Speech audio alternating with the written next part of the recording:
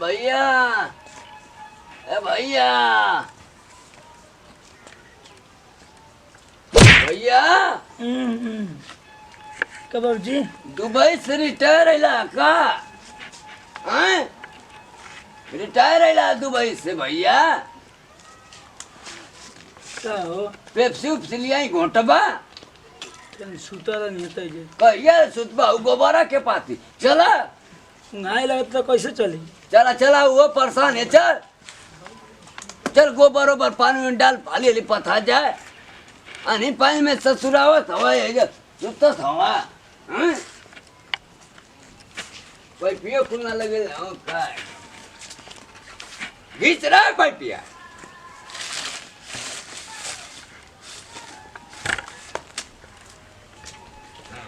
आवा के घिचते पर हबो हाँ आवा चल का कर लगल हो आई मैं कट गई का बाबूजी अगला हाँ लौकत नहीं खे हुर उठतर हुरे बसे चल चल चल लगा लगा ला ला ला ला मारा मारा मारा मारा खाना नहीं है तना मारा है तो लेने भेमत है मारा आऊ कहाँ गई रे खावती है वो अपन को लग जाती है पाथा वाता बेल भाग जिन तो खेला गिरी पनी हो आई देखो हम घर में बैठले रही बनिया का कर दनी जी वो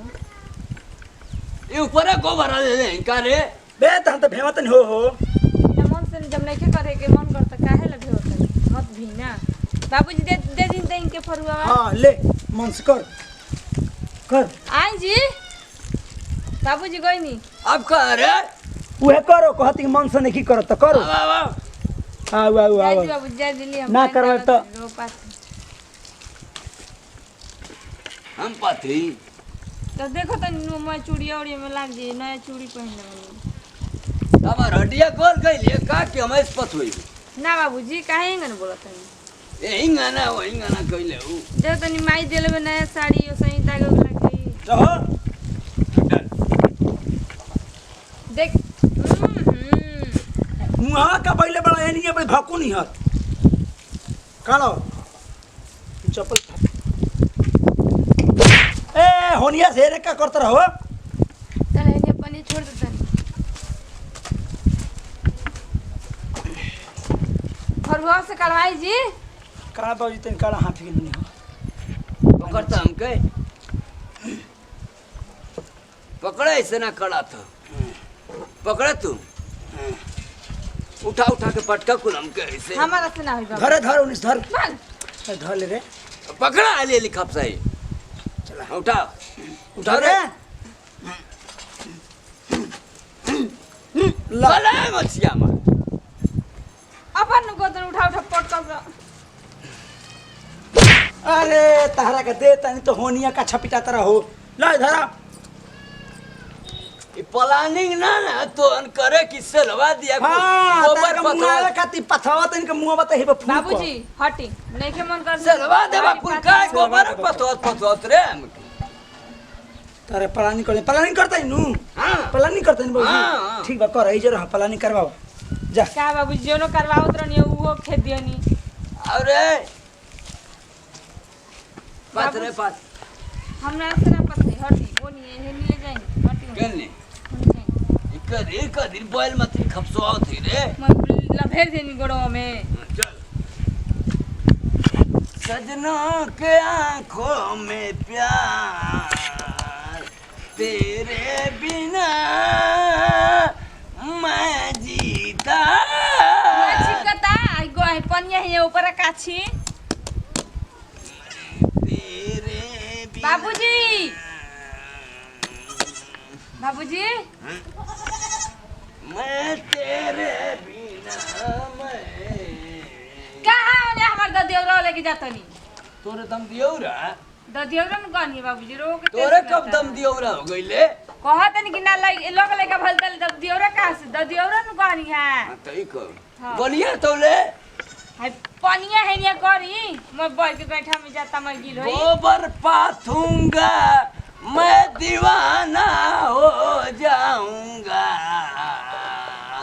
तेरी मोहब्बत में। बाबूजी आई खाती दिया कहियो ने मकान कर दिया तेरी मोहब्बत में। जाने का ये कोई नहीं हो। कर दिया। बोलियो रे जल्दी। कहतन कि हमने पता आशिक बनाया। ये बना बाबूजी हाँ? जिमना जो को हरा पथल बे वो के ढाल चाहत कि आई गाना का होता नहीं भौसल ते आशिक बनाया। आए वो दिमाग खराब होकर रखल बनी जाई हम जाता नहीं हटी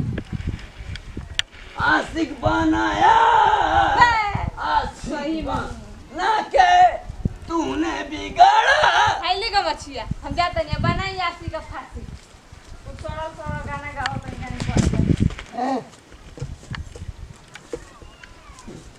चल देखी कहाँ पाए चल उलाट के मार भेज की गानो गवावत है यहाँ ससुर लोग के सुनतो ना हुआ चला दिमाग डिस्टर्ब करके धैल तरन ना सुते तर ना बैठे तर गोबर पात त लेहना काटू त घास लियाऊ त भैंस दू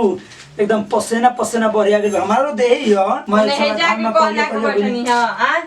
बोलू हमार सन त बोल दे कि लड़ा दे देवलिए में खत्म हो जबू मने जे का कोना के बैठनी कोहना के बैठनिया ओए संग करवावे ओ ये सुतर नहीं तो खटिया सुतर का कर चल चल पात मैंने सुतला से रोरा पेट भरता तोरा पात चाहिए कि हमार पात चाहिए रे मैंने संग ना करवा सके संग करवा दी घामा में लेकर करवाई मैंने हमारे माथे मतलब मोह गइल ना सब मोह गिल बा उहन खाना लिट्टी गोल गोल कि एगो ढगरा कहने एगो ढगरा कहने जला काय बन त रोना खानी